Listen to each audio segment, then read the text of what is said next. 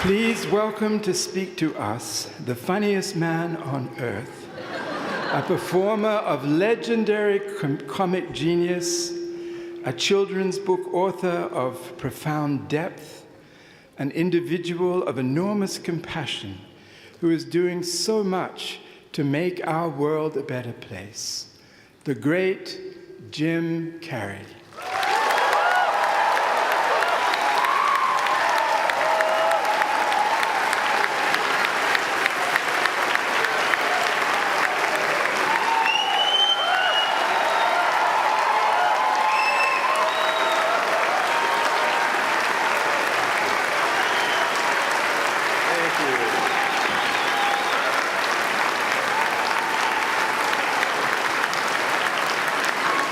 What are you sitting down for? I was going to milk that for a while. You guys can stretch that out in post, right? You can make that longer in the edit. Thank you, Bevin. Thank you all. Jai Guru Dev.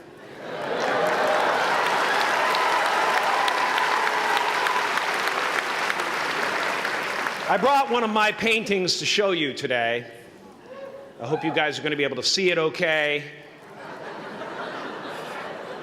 It's not one of my bigger pieces, so you might want to move down front.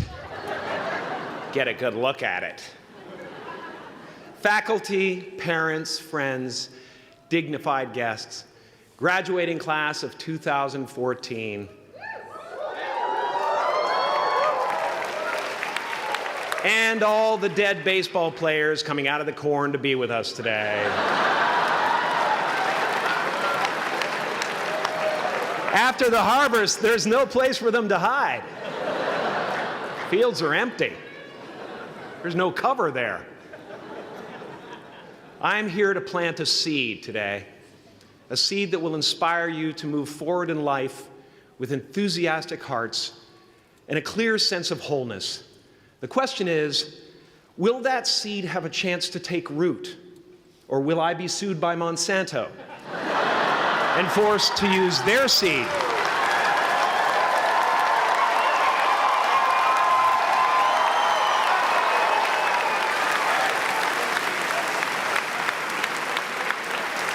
Which may not be totally Ayurvedic.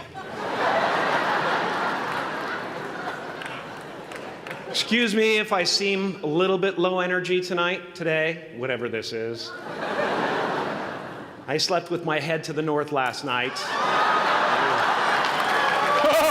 Oh man! Oh man! You know how that is, right, kids? Yeah. Woke up right in the middle of Pitta, couldn't get back to sleep till Vata rolled around. Crazy.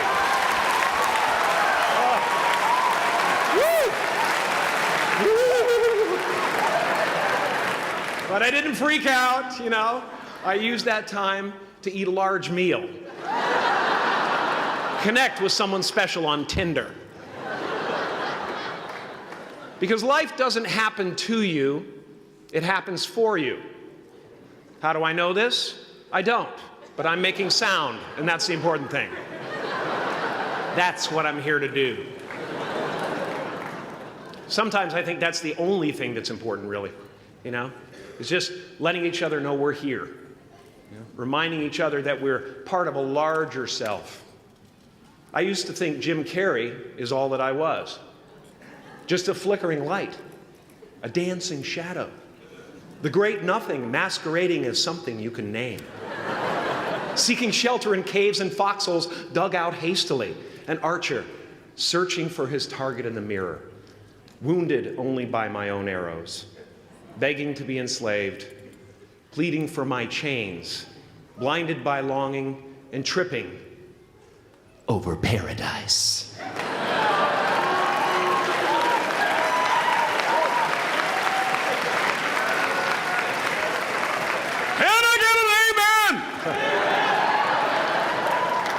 You didn't think I could be serious, did you? I don't think you understand who you're dealing with. I have no limits.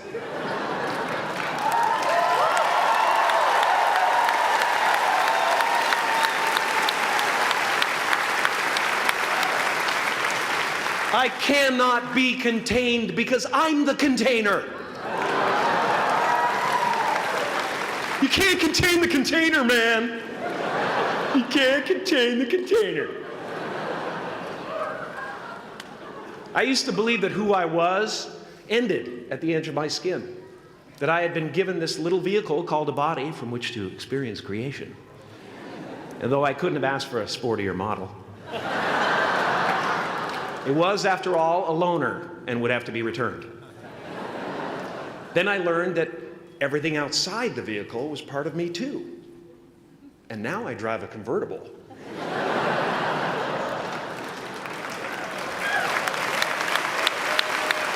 Yeah, man. Top down, wind in my hair. Woo! I am elated and truly excited to be present and fully connected to you at this important moment in your journey. I hope you're ready to open the roof and take it all in. Okay, 4 more years then. They're obviously not ready. Just need some more cooking. Now, I want to thank the trustees, the administrators, the faculty of MUM for creating an institution worthy of Maharishi's ideals of education, a place that teaches knowledge and experience, the knowledge and experience necessary to be productive in life, as well as enabling the students through transcendental meditation and ancient Vedic knowledge to slack off twice a day for an hour and a half.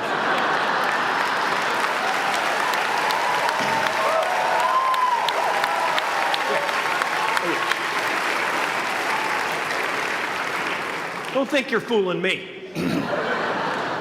But I guess it has some benefits. It does allow you to separate who you truly are and what's real from the stories that run through your head. You have given them the ability to walk behind the mind's elaborate set decoration and to see that there's a huge difference between a dog that is going to eat you in your mind and an actual dog that is going to eat you.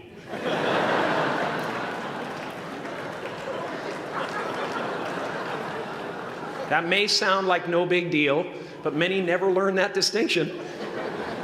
And they spend a great deal of their lives living in fight or flight response. I'd like to acknowledge all of you wonderful parents. Way to go. What a fantastic job you've done. For your tireless dedication, your love, your support, most of all, for the attention that you paid to your children. I have a saying, beware the unloved, because they will eventually hurt themselves or me. But when I look at this group here, you know, I feel really safe. I do. I'm just going to say it. My room is not locked. My room is not locked. No doubt some of you will turn out to be crooks. But white-collar stuff, you know, Wall Street, that type of thing, you know, crimes committed by people with self-esteem. Stuff parents can still be proud of in a weird way. And to the graduating class of 2017, -3, you didn't let me finish. Congratulations. Yes, give yourself a round of applause, please. Please.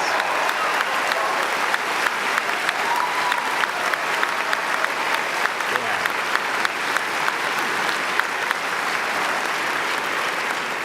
You are the vanguard of knowledge and consciousness, a new wave in a vast ocean of possibilities. On the other side of that door, there's a world starving for new ideas, new leadership. I've been out there for 30 years. She's a wildcat.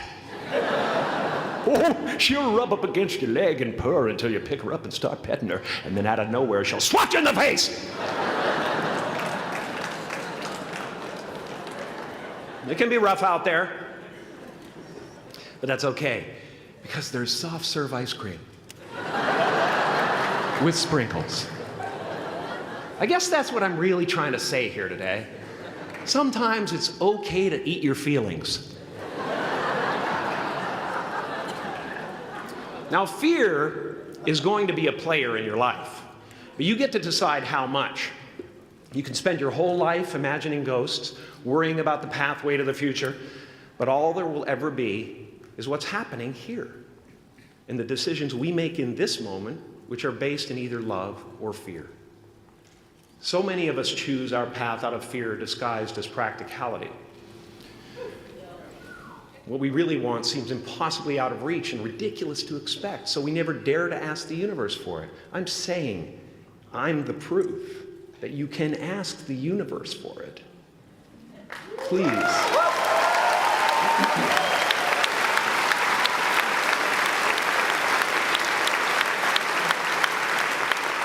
And if it doesn't happen for you right away, it's only because the universe is so busy fulfilling my order.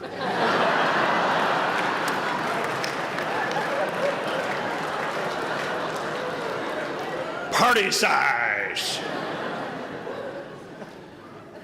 My father could have been a great comedian, but he didn't believe that that was possible for him. And so he made a conservative choice. Instead, he got a safe job as an accountant.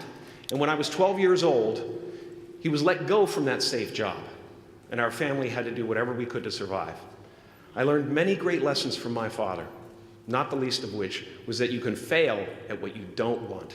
So you might as well take a chance on doing what you love.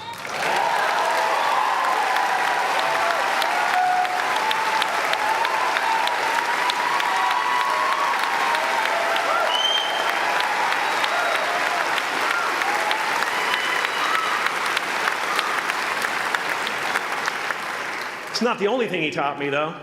You know, I watched the effect of my father's love and humor and how it altered the world around me. And I thought, that's something to do. That's something worth my time. It wasn't long before I started acting up. You know, people would come over to the house and they'd be greeted by a 7-year-old throwing himself down a large flight of stairs. They would say, "What happened?" And I would say, "I don't know. Let's check the replay." I'd go back to the top of the stairs and come back down in slow motion.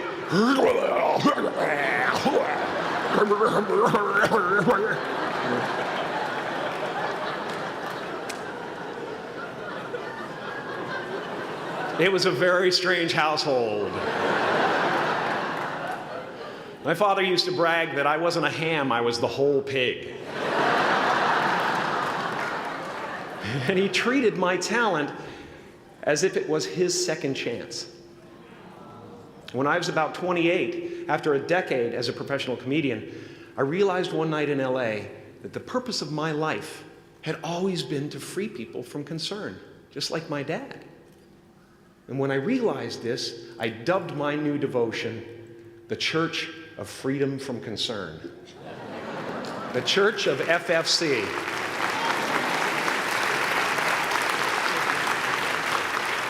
And I dedicated myself to that ministry. What's yours?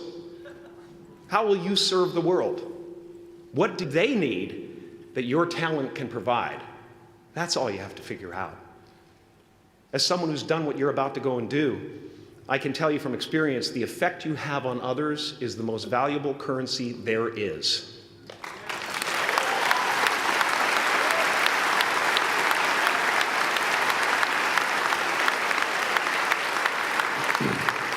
Because everything you gain in life will rot and fall apart, and all that will be left of you is what was in your heart.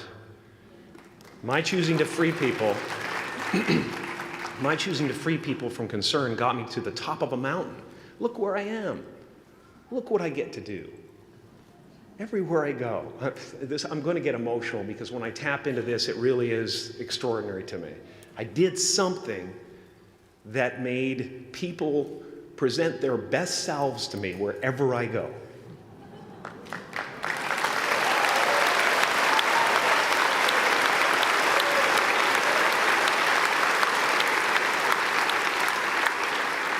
I am at the top of the mountain, and I was, and the only one I hadn't freed was myself, and that's when my search for identity deepened. I wondered who I'd be without my fame. Who would I be if I said things that people didn't want to hear? Or if I defied their expectations of me? What if I showed up to the party without my Mardi Gras mask and refused to flash my breasts for a handful of beads? I'll give you a moment to wipe that image out of your mind. But you guys are so ahead of the game. You already know who you are. And that peace that we're after lies somewhere beyond personality, beyond the perception of others, beyond invention and disguise, even beyond effort itself. You can join the game, fight the wars, play with form all you want, but to find real peace, you have to let the armor go. Your need for acceptance can make you invisible in this world. Don't let anything stand in the way of the light that shines through this form. Risk being seen in all of your glory.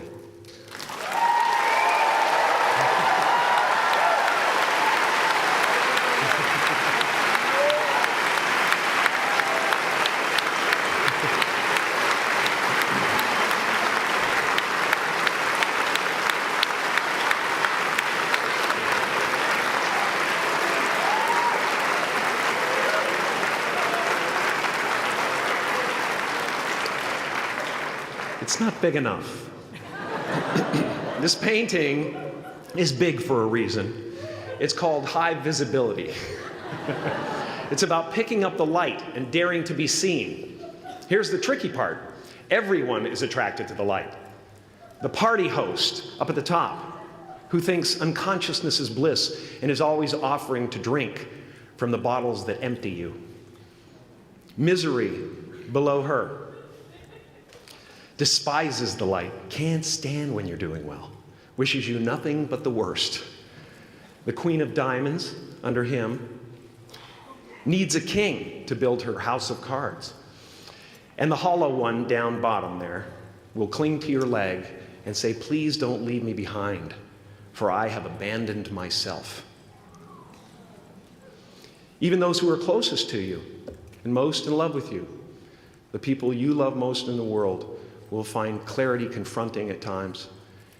This painting took me thousands of hours to complete. And when I was finished, thank you, thousands of hours, yes. I'll never get them back. I'll never get them back. I worked on this for so long. I was weeks and weeks like a madman alone on a scaffolding. And when I was finished, one of my friends said, this would be a cool blacklight painting. So I started over.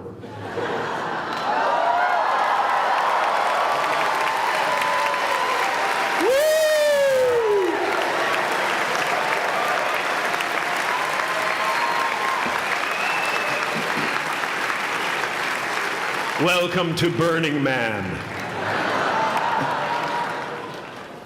Some pretty crazy characters up there, but better up there than in here. You know, painting is one of the ways, thank you.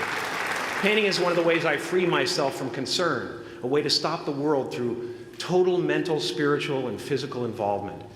But even with that comes a feeling of divine dissatisfaction, because ultimately, we're not the avatars we create. We're not the pictures on the film stock. We are the light that shines through. All else is just smoke and mirrors, distracting, but not truly compelling. I've often said that I wished people could realize all their dreams and wealth and fame, and so that they could see that it's not where you're going to find your sense of completion. Like many of you, I was concerned about going out into the world and doing something bigger than myself, until someone smarter than myself made me realize that there is nothing bigger than myself.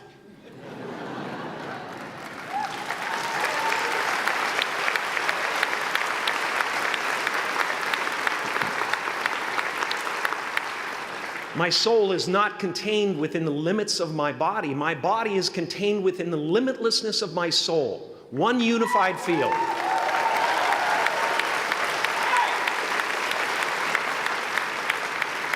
One unified field of nothing, dancing for no particular reason, except maybe to comfort and entertain itself.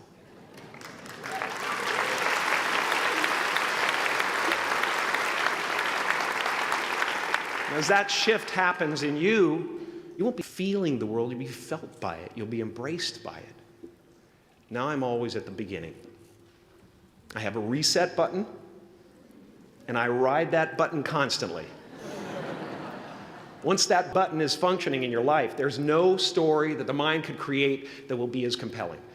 The imagination is always manufacturing scenarios, both good and bad, and the ego tries to keep you trapped in the multiplex of the mind.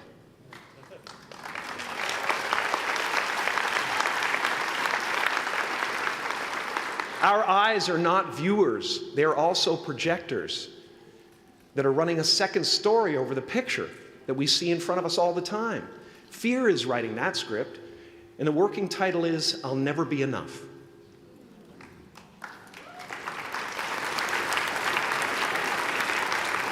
Are you going to look at a person like me and say, how could we ever hope to reach those kind of heights, Jim? How can we make a painting that's too big for our home? How do you fly so high without a special breathing apparatus? This is the voice of the ego. And if you listen to it, there will always be someone who's doing better than you. No matter what you gain, ego will not let you rest. It will tell you that you cannot stop until you've left an indelible mark on the earth, until you've achieved immortality.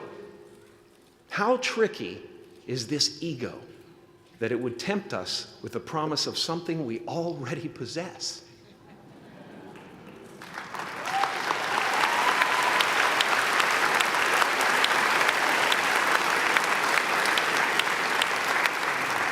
So, I just want you to relax. You know, that's my job. Relax and dream up a good life. I had a substitute teacher from Ireland in the 2nd grade that told my class during morning prayer that when she wants something, anything at all, she prays for it and promises something in return, and she always gets what she wants. Well, I'm sitting at the back of the classroom, you know, thinking, wow, my family can't afford a bike, you know. So I went home and I prayed for one. And I promised I would recite the rosary every night in exchange. Broke that promise. But 2 weeks later, I got home from school to find a brand new Mustang bike with a banana seat and Easy Rider handlebars. Yeah. From fool to cool. My family informed me that I had won the bike in a raffle that a friend of mine had entered my name in without my knowledge whatsoever. So that type of thing has been happening to me ever since. As far as I can tell, it's just about letting the universe know what you want and working toward it while letting go of how it comes to pass.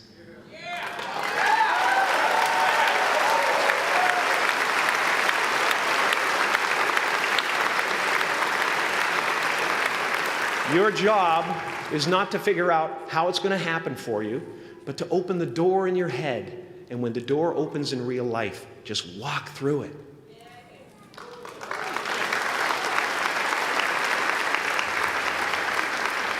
And don't worry if you miss your cue, because there's always doors opening. They keep opening. And when I say life doesn't happen to you, it happens for you, I really don't know if that's true.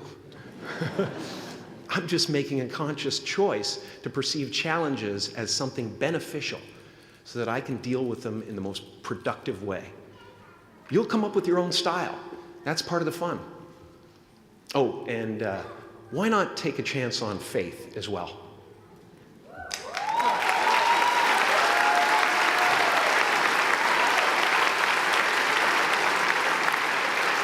Take a chance on faith. Not religion, but faith. Not hope, but faith. I don't believe in hope. Hope is a beggar. Hope walks through the fire, and faith leaps over it.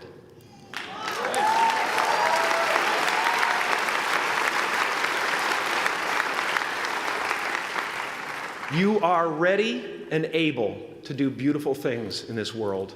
And after you walk through those doors today, You will only ever have two choices, love or fear. Choose love, and don't ever let fear turn you against your playful heart. Thank you so much. Thank you, Udell. I'm so honored.